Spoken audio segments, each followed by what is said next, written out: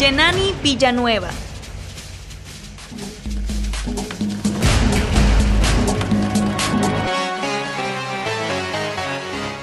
Claves para convertirse en enviado especial. Bueno, no estoy muy acostumbrada a la falta de luz, más bien generalmente tengo más luz de la que me gusta. Me hubiera gustado tenerlos un poquito más cerca, y incluso me gustaría también conocer el nombre de algunos de ustedes, bueno, pero habrá oportunidad en otras ocasiones. Voy a tratar de darles un panorama, por decirlo así, general, y no me gustaría empezar por este título, pero es el título de la charla. ¿Por qué no me gustaría empezar por este título? Porque yo no creo en fórmulas y creo que la comunicación es tan cambiante, así como la tecnología, que hablar de fórmulas, hablar de claves, hablar de recetas, no se puede. Entonces a veces prefiero pensar en que cada persona tiene la posibilidad de hacer su propia fórmula, su propia receta a partir de lo que le ofrece, de los escenarios que hay en el campo de la comunicación. En el campo de la comunicación, ya sea si hablamos de periodismo, de relaciones públicas, si hablamos de producción audiovisual. Veo muchos jóvenes aquí, me gustaría saber si todos son del área de comunicación. No sé cómo se divide en la Universidad Latina, supongo que algunos o la mayoría están en esta universidad, no sé si hace una división específica en cuanto a áreas, pero sí me gustaría saber, por lo menos, que alguno de ustedes por aquí me comente si son de esta universidad y si todos o la mayoría son de periodismo o si están en publicidad o en relaciones públicas. A ver, ¿quién me ayuda? ¿Sí? Publicidad. Dos. Relaciones públicas. Aquí hay un micrófono. ¿Más? ¿Periodistas?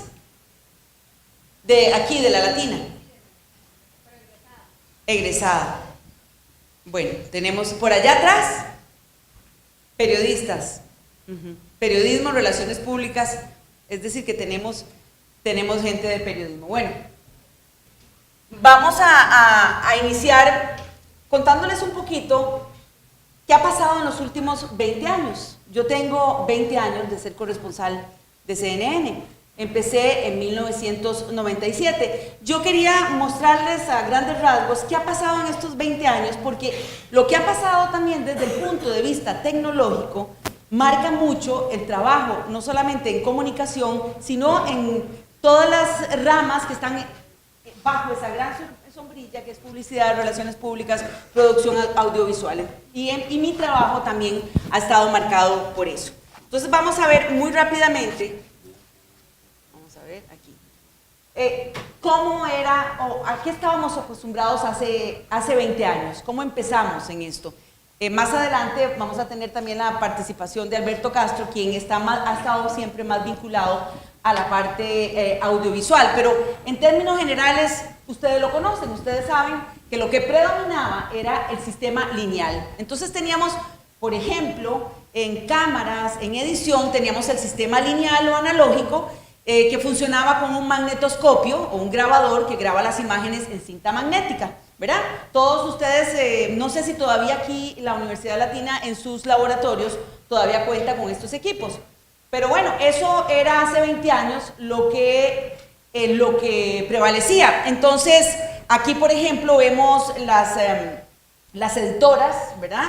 O un panel donde estaba también editoras, monitor, y nosotros estábamos muy vinculados al trabajo, sobre todo audiovisual o de televisión, desde empecé, porque ahora estamos hablando de multimedia, pero en ese entonces era ligado, mi corresponsalía era básicamente televisión y ligado a esto, ¿verdad? Pasamos con muchos cambios, pasamos entonces a la tecnología no lineal, es decir, la utilizada por la tecnología digital que permite ordenar los frames o los cuadros en el orden que se desea. A mí me gusta hacer una analogía porque entonces eso representa un poquito lo que somos nosotros. Antes un poquito más cuadrados en el sentido de que más lineal, es decir, había que seguir un orden, no podías cambiar, modificar las cosas y en realidad también así era nuestro trabajo. Era un poco más complicado poder, por ejemplo, hacer cambios de última hora, acceder a información, pero ese era el mundo en el que nos desenvolvíamos en ese entonces. Yo aquí tenía, vamos a ver, porque me faltó aquí, vamos a ver. Aquí, vamos a ver.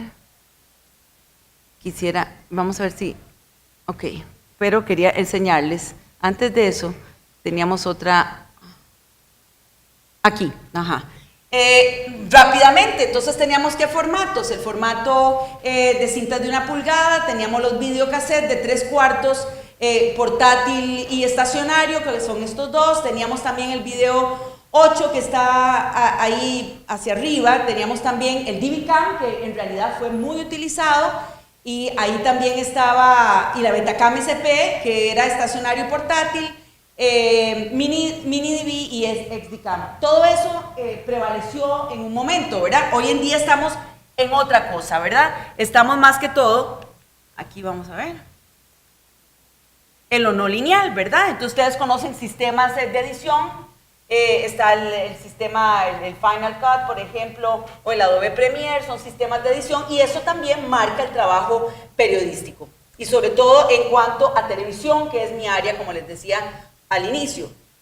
Estas son las cámaras y aquí están el tipo de cassette, el tipo de tarjetas, por así decirlo, que nosotros también conocemos hoy en día.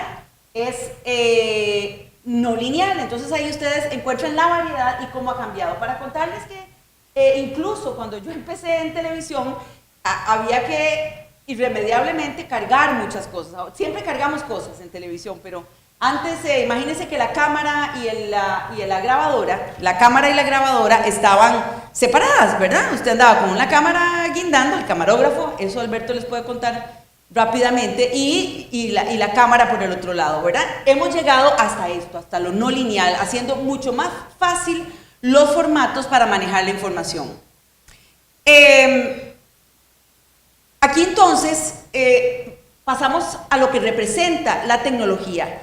Y hay un teórico de la comunicación, Marshall McLuhan, que se adelantó a los tiempos y habló un poco de lo que estamos viviendo hoy en el mundo de las comunicaciones, cómo el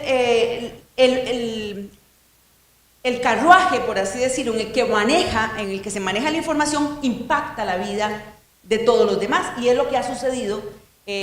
Globalización en general, no solamente hablamos de globalización económica, sino también de las comunicaciones, y hemos estado y estamos en un mundo así. La tecnología permite en nuestros días extender la información en segundos, cargarla de manera digital y establecer conexiones mundiales. Una revolución parecida a la que provocó en su momento el libro, parecida también a la que provocó la imprenta, es decir, un cambio constante. Yo ya ni digo que es crisis, sino un cambio constante que nos hace estar buscando fórmulas constantemente. Es decir, en esto de la comunicación ya no podemos dar por establecido nada, sino que va a estar cambiando constantemente. Consecuencias que se dan independientemente del contenido, ¿verdad? Porque lo que ha cambiado es cómo viaja ese contenido. Es decir, que se producen por el medio mismo, surgen unos y entran en agonía otros o son absorbidos. Entonces encontramos medios que absorben otros medios precisamente por la tecnología. McLuhan acuñó por primera vez la expresión aldea global. Fue el primero que empezó a hablar de aldea global para describir la manera veloz en que los medios se desarrollaban, como la convivencia de las personas se transformarían rápidamente y la información viajaría de forma instantánea. Esto fue, es decir, él se adelantó un poco viendo y analizando lo que estamos nosotros viviendo en estos momentos. Y él fue el primero, ahora hablamos muy comúnmente y nos referimos a la aldea global, pero el primero que lo mencionó fue McLuhan, teórico de la comunicación. El tiempo había cesado y el espacio se había esfumado porque vivíamos en una aldea global, un suceder simultáneo, que es lo que vemos hoy en día, ¿verdad? Y esto en las comunicaciones es muchísimo más evidente. ¿Por qué quería yo mostrarles esto, o decirles, o por lo menos dejarlo planteado, porque ese es el ámbito en el que nos desenvolvemos, es decir, las herramientas que utilizamos en nuestro trabajo, una tecnología que varía. Sin embargo, si hablamos de periodismo, hay cosas que no cambian, y también quería a grandes rasgos dejárselos. Utilizo a Bastenier, que es un periodista español que se murió este año, que se refiere precisamente, si ustedes lo pueden buscar en internet también y pueden leer cosas de él, es muy interesante, pero, por ejemplo, él plantea preguntas que muchos se han planteado en estos momentos. Hay un periodismo digital y otro de papel. El gran periodismo al que rinden cuentas es el de siempre. Es decir, los principios con los que trabajamos van a ser similares. Cambia la forma en que nosotros mandamos esa información, pero los principios siempre. Él dice, otra de las preguntas, la existencia de las redes sociales tan útiles por numerosos conceptos fomenta, sin embargo, la pereza mental y física del periodista. Esto es un riesgo para algunos, no necesariamente sucede en todos los casos, pero es un riesgo. Y otra de sus reflexiones que quiero destacar, cuando dice el mejor periodista es un investigador, pero ni policía ni juez, documenta e interpreta el caso y ahí acaba su función. También quería mostrarles lo que dice el Digital News Report 2017, porque eso también marca el trabajo y es lo que estamos nosotros observando y los cambios que incluso impulsan corporaciones de comunicación o a nivel mundial, medios periodísticos que últimamente han estado en esa dinámica de tratar de encontrar fórmulas nuevas para el negocio, ¿verdad? Porque recordemos que el periodismo, el manejo de la información es un servicio público, pero muchas veces en manos privadas. Entonces se utiliza también ese término de negocio, es decir, porque si está en manos privadas, tiene que ejercer esa función de servicio público, pero también tiene que ser sostenible. Es decir, no es una institución pública, en el caso de muchos medios de información, que recibe alguna subvención, sino que tiene que vender para poder ser sostenible. Entonces, el Digital News Report es una encuesta, es un análisis que se hace a partir de 72,000 encuestas en 36 países y es el mayor estudio comparativo global de consumo de información y se realiza desde 2012. Lo realiza el Instituto Reuters y con la Universidad de Oxford. ¿Cuáles son las tendencias? Porque ahí entonces, para llegar a lo último, que es mi trabajo, cómo también se ha cambiado, las tendencias, ¿cuáles son hoy en día? Celulares inteligentes ganan cada vez más terreno para llegar a las noticias. Es decir, hacia dónde vamos, hacia que esa información cada vez sea más frecuente, que viaje con esos aparatitos que esta chica tiene ahí, que está consultando, ¿verdad? Sí. Es decir, es más común que esa información viaje por ahí.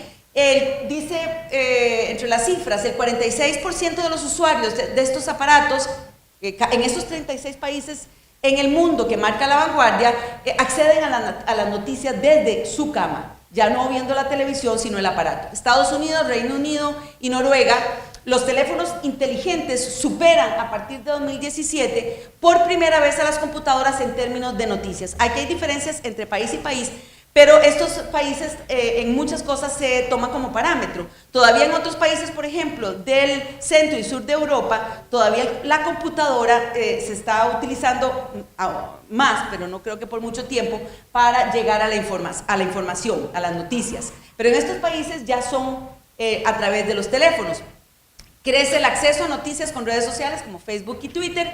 Más del 51% de la muestra en Estados Unidos llega a las noticias por redes sociales, 5% más que el 2016 y el doble que en 2013. 2/3 de usuarios de noticias de redes sociales en Estados Unidos también ven noticias de la televisión, 67%, y 2/3 partes también visitan sitios o aplicaciones. ¿Qué es esto? Que no nos podemos engañar también pensando que solo por redes sociales la gente está viendo información. No, es que al mismo tiempo de las redes sociales también se ven otras cosas. Se ve en la televisión, se ve el texto, que cada vez es también muy utilizado, y el video, generalmente el video corto. Entonces, solo un cuarto. Ahora sí, hay otra cosa interesante con respecto a las redes sociales que también refuerza ese concepto y esos principios básicos del periodismo que a pesar de todo no pueden cambiar, a pesar de todos los cambios, pues son los mismos. Solo un 24% de los encuestados piensa que las redes sociales hacen un buen trabajo separando hechos de ficción, si se le compara con el 40% que considera que las noticias en los medios tradicionales sí lo hacen. Ahora, ¿hacia dónde nos lleva todo esto? Y hacia dónde lo lleva a uno y a las empresas también y a las instituciones relacionadas con la información a construir informaciones mezclando qué. Entonces hoy en día vemos que se mezcla video, que se mezcla texto, o sea, hay una mezcla de medios. Y eso también marca nuestra formación como periodistas, en mi caso, que ejerzo el periodismo a nivel local y también soy corresponsal, pero marca cómo debo estar formada. Ya no como antes, de manera lineal, o sea, para un periódico, prensa escrita, para la televisión, ¿verdad? O para la radio, no. Hoy en día, sobre todo en estos momentos, y así va a ser, esa es la tendencia, es una mezcla de medios. Entonces, si pensamos en el ejercicio del periodismo o en las comunicaciones en general, tenemos que manejar y tenemos que saber cómo manejarnos, no solamente con la tecnología, sino en el manejo de todos los medios. Combinación de fuentes, las plataformas multimedia establecen patrones que incluyen diferentes formatos. Me faltó la S. Ganan terreno aplicaciones de mensajería porque ofrecen privacidad. O sea, esto lo quise anotar porque también se ha visto una tendencia de mayor del uso de WhatsApp, precisamente porque la gente resiente un poco, y eso se ve más que todos los países nórdicos, resiente un poco la privacidad que no ofrecen las redes sociales. Entonces, cada vez se ha visto un mayor uso del Messenger y el WhatsApp, sobre todo ahora que están independientes, aunque pertenecen a Facebook, ¿verdad?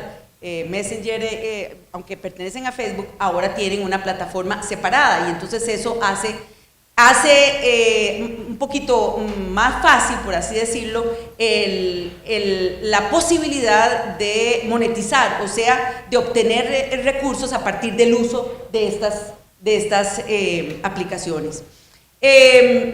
Las tendencias, esto funciona como evidencia, lo que les digo, de que hay una multiplataforma, funciona como evidencia de la tan a menudo citada teoría de que vivimos en una caja de resonancia la mayoría del tiempo. La gente ahora tiende a combinar fuentes y plataformas. Entonces ustedes entran a una página y ustedes ya no ven solo el video, sino ven un texto que generalmente es más atractivo si lo acompaña, y esto fue medido también por el Digital News Report, si lo acompaña un video pequeño que contextualice o le dé mayor credibilidad. Y además ustedes ven ahí que citan en la misma información un tweet, o citan también un audio. Entonces en una plataforma ven la mezcla de varios.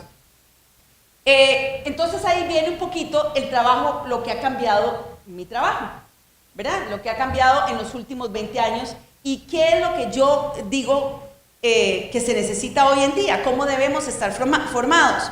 Bueno, primero que todo, en periodismo nada sobra, nada, absolutamente nada de lo que hagan ustedes en la vida sobra. Ni salirse de una carrera, ni empezar otra carrera, ni cambiarse, ni al cabo de los años buscar otra cosa. Todo suma, porque trabajamos con la información, ¿verdad? Entonces, todo lo que hagamos siempre suma.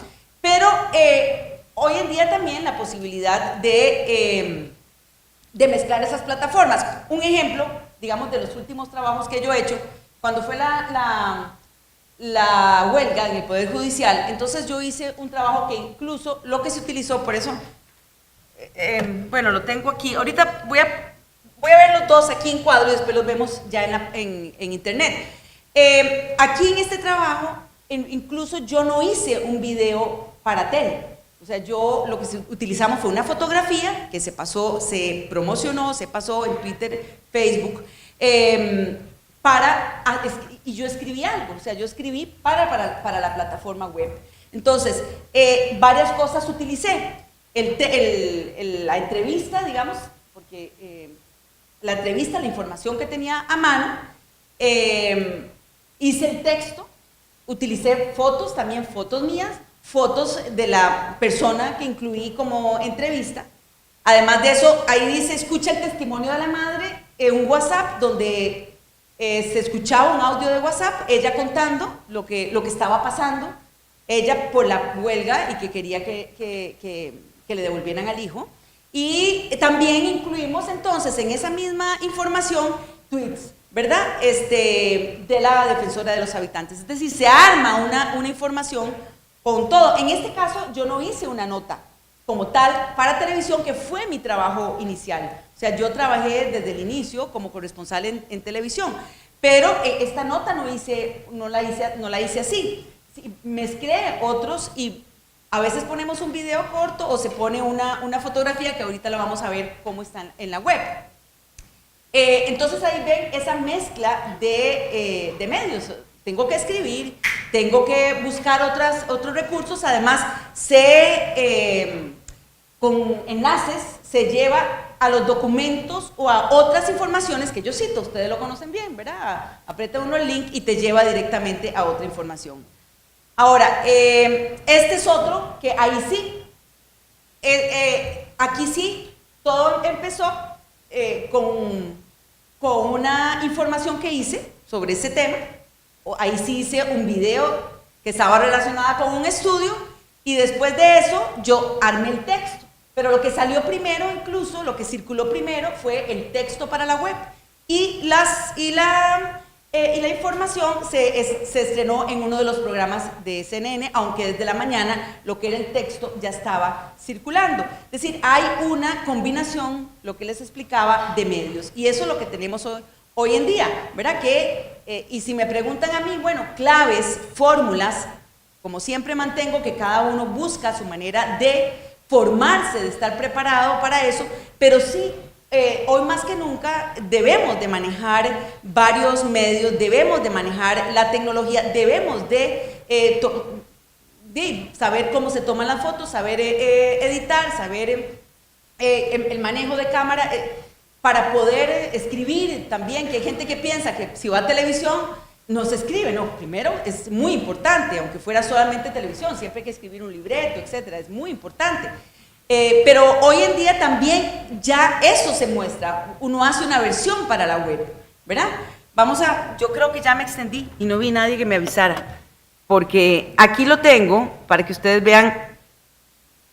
Vamos a ver,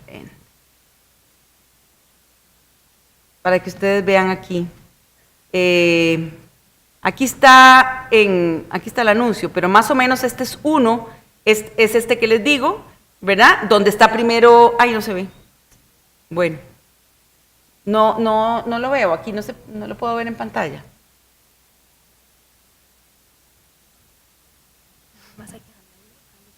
Espérate para poner el otro primero, que se vea. El otro que vea puesto. Ajá, ya para ir terminando y que ellos. Espérate para ir. No, es que ahí. Dame un tirito. Para poner.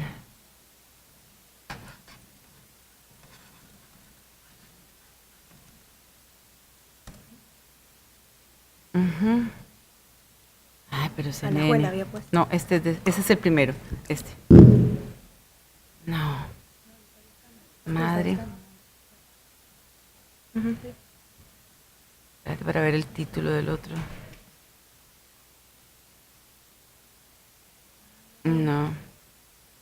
No, es que es aquí para ver el título exacto. Madre suplica que le entreguen el cadáver de su hijo. ¿Okay? Madre suplica.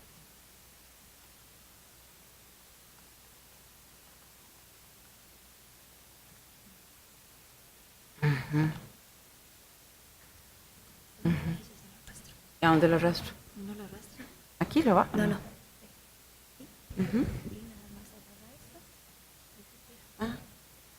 Ok. Ahí está. Okay.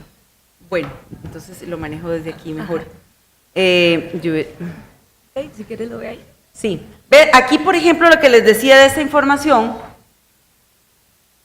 de la primera información. Entonces, lo que pasa es que no, vamos a ver, es que esto, Si quiere, le quítame explica esto, y es yo que lo esto, hago. si me haces el favor. Esto. Este sí, me prefiero ahí porque yo lo manejo así, entonces para más. Sí, gracias, te agradezco.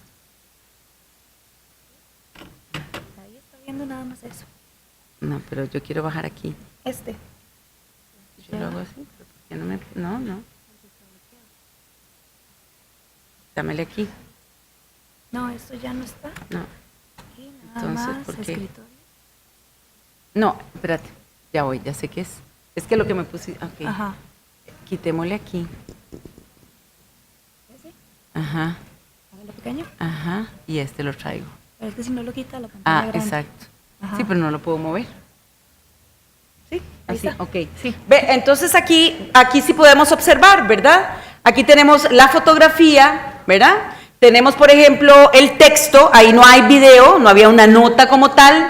Tenemos los destacados, tenemos la fotografía, las fotografías que incluso, bueno, que incluyen la madre y el hijo. Tenemos el audio, también un audio donde la madre explica, fue grabado vía WhatsApp.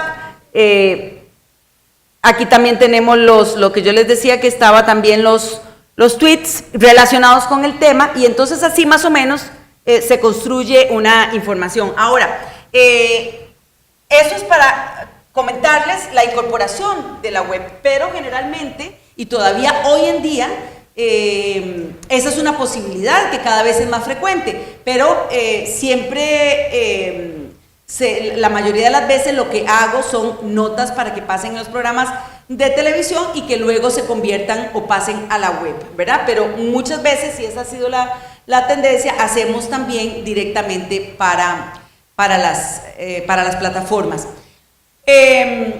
Yo quería incorporar también, porque el trabajo visual, el trabajo de camarógrafos es muy importante, y yo tengo aquí un amigo que además, además de profesional en su campo, es amigo, y él ha trabajado incluso fuera del país como corresponsal, sobre todo manejando cámaras. Ha trabajado con varias cadenas, con AP y en los últimos años con Al Jazeera, destacado en Venezuela.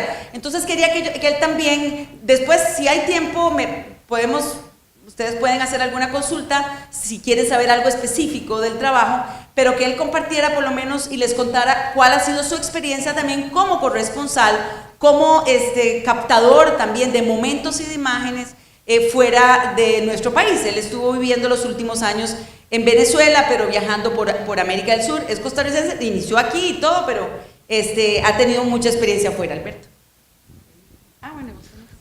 Buenas tardes. Alberto Castro,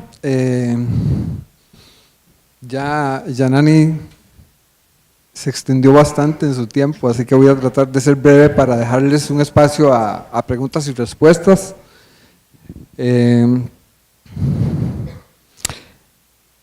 Yo más o menos comienzo en la televisión en 1975 en el departamento técnico de un canal local, y ahí conozco la producción. Voy a tratar de brincar rápidamente en los tiempos. Entre el 95 y 99 participé en un proyecto también único en su momento. Se llamaba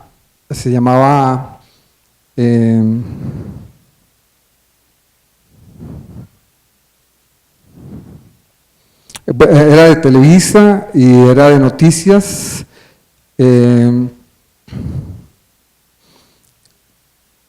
Hacia Eco News. Sí. Eco News fue el primer canal de noticias en español. Tenía representación en 32 países y nosotros éramos uno de esos países.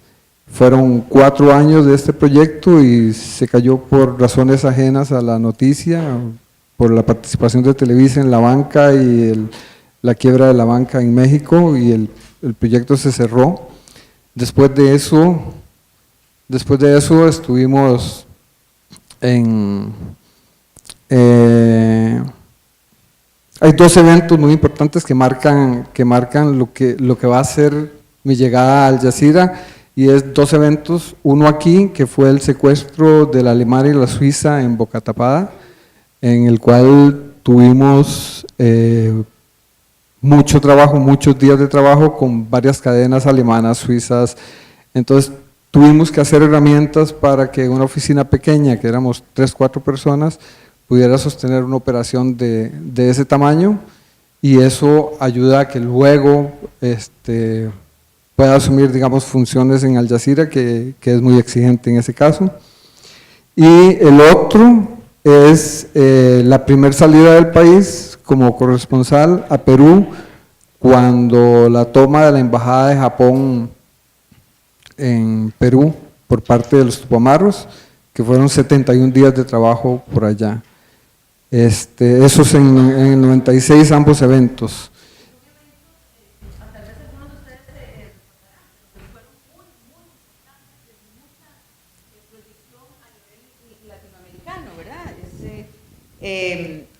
Entonces, tal vez si tengan oportunidad de buscarlo también en Google, porque fueron acontecimientos que marcaron las noticias. El secuestro de Boca Tapada, lo que está mencionando también, la toma, eventos importantes, es decir, búsquenlo, y los que no conocen, para que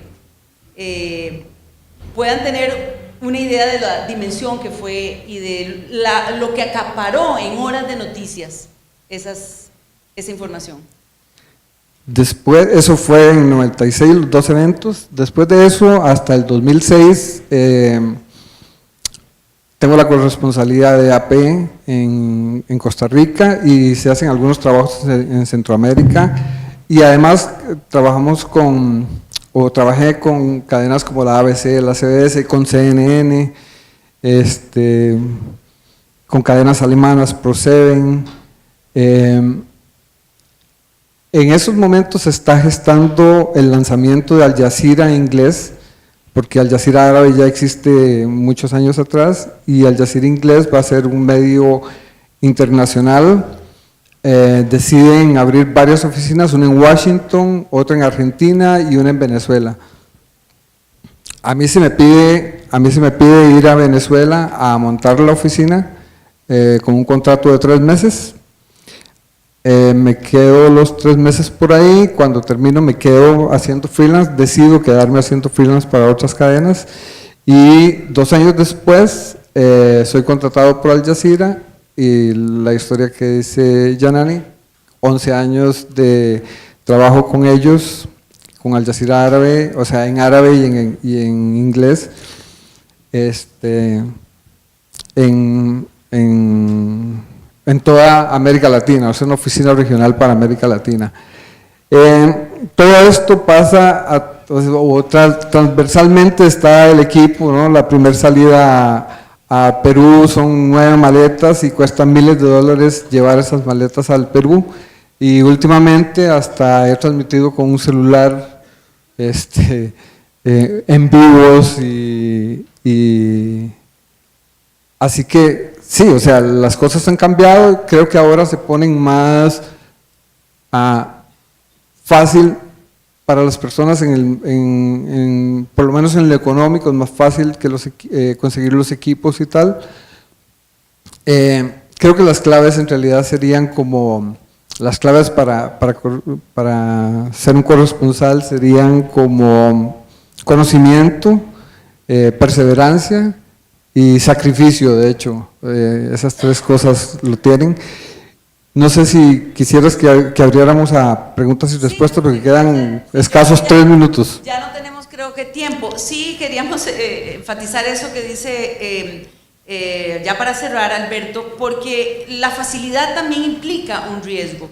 Entonces, hoy en día, ustedes podrían decir, cualquiera puede ser un corresponsal, porque si tenés un teléfono, si tenés acceso, si puedes enviar, si es más fácil, bueno, no podría decir que no, ¿verdad? Pero también hay otra cosa que hoy en día también adquiere valor, que es la credibilidad. ¿Quién dice qué? Entre tanto ruido que hay, ¿a quién le creemos? Y es ahí donde interviene el papel del comunicador. Imagínense que antes uno corría, yo tenía que correr para un satélite, se planificaba desde la mañana, yo tenía que decir más o menos a qué hora yo tenía la nota. Si me llamaban a las 8 porque hubo un temblor, una cosa así, yo tenía que calcular creyendo, bueno, que la terminaba a las 3, editando, haciendo y tal, y tenía 15 minutos, una ventana que además era carísima, para poder subir la nota, correr al ICE, correr a Pavas, donde había un canal cristiano que tenía satélite propio, entonces imagínense la complicación. Hoy en día tenemos, y yo vi ese paso, ¿verdad? Tenemos nada más internet y ahí subimos todo. O yo corría al aeropuerto cuando no había plata y no urgía para mandar por satélite, porque los recursos también se distribuyen en las cadenas. Entonces yo me iba al aeropuerto y yo buscaba a alguien que me llevara un cassette. Y había un puesto o algo que hacían freelance también, que era el News Courier, que lo recibía en el aeropuerto, recibía a la persona en el aeropuerto de Miami, por ejemplo, y luego de ahí lo mandaba. Eso se terminó, todo eso se terminó, pero todo eso ha sido un cambio radical que, como en todo, tiene sus ventajas y también tiene sus riesgos. Muchísimas gracias.